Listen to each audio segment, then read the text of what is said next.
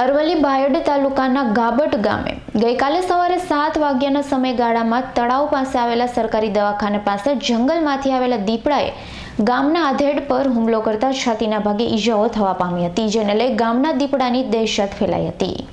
અરવલ્લી બાયડ તાલુકાના ગાબટ ગામે ગઈકાલે સવારે 7 વાગ્યાના સમયે ગામના તળાવ પાસે આવેલી સરકારી દવાખાના પાસેમાં જંગલમાંથી આવેલા દીપડાએ ગામના આધેડ પર હુમલો કરી છાતીના ભાગે ઈજાઓ થવા પામી હતી, જેને લઈ ગામમાં દીપડાની દહેશત ફેલાઈ હતી। જોકે ઘટનાની જાણ વન વિભાગ અધિકારીઓને થતાં તાબડતોડ ટીમ ઘટના સ્થળ પર પહોંચી હતી। દીપડાને ઝડપી લેવા સર્ચ ઓપરેશન હાથ ધર્યું હતું। પાંજરોને નેટ મૂકવા છતાં રાત્રિ સુધી દીપડો હાથ ન લાગતા રેસ્ક્યુ ચાલુ રાખવામાં આવ્યું હતું। અત્યાર સુધીમાં 2 લોકો પર દીપડાએ કર્યો છે હુમલો। કાર્યના અહેવાલ સામે આવતા આણંદની રેસ્ક્યુ ટીમ બાદ આજે ગાંધીનગરની ગીર ફાઉન્ડેશન તેમજ મોડાસાની વગડો ફાઉન્ડેશનની ટીમ પણ દીપડાને શોધવામાં કામે લાગી છે।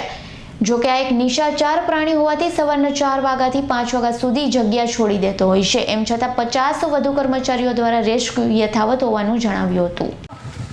Wildlife warden Bayad MS Khan કાલે ગાબટ ગામમાં દીપડો આવી ગયેલ છે, જે ફરતો અહીં આવી ગયેલો હતો, જેથી ગામ લોકો અમને જાણ કરતાં અમે અમારા જે જિલ્લાના DFO સાહેબશ્રી તથા ની જાણ કરતાં તેમને જિલ્લાઓની અરવલ્લી તથા સાબરકાંઠાની બધી ટીમો અહીંયા મોકલી દીધેલી અને અમે અહીંયા સર્ચ ઓપરેશન કરેલ છે।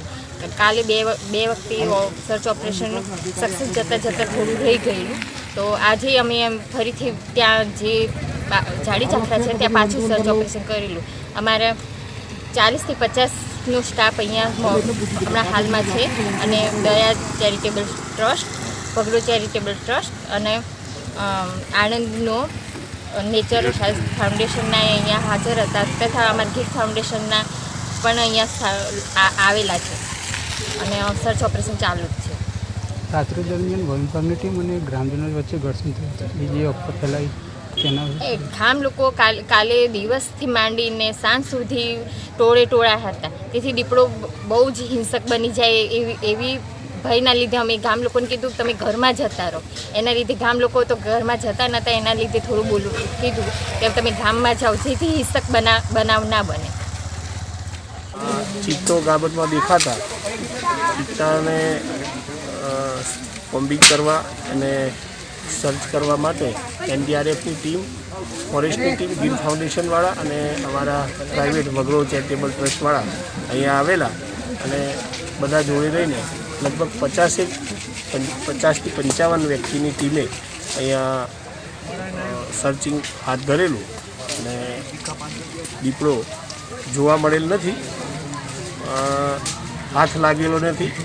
દીપડો અહીંથી લગભગ તો નીકળી ગયો છે, કેમ કે આ પ્રાણી નિશાચર હોવાથી રાત્રે એના 4 થી 5ના ગાળામાં એની મૂવમેન્ટ હોય અને સવારે નીકળી ગયો હોય એવું લગભગ લાગી રહ્યું છે। જયદીપ ભાટિયાનો રિપોર્ટ, અરવલ્લી।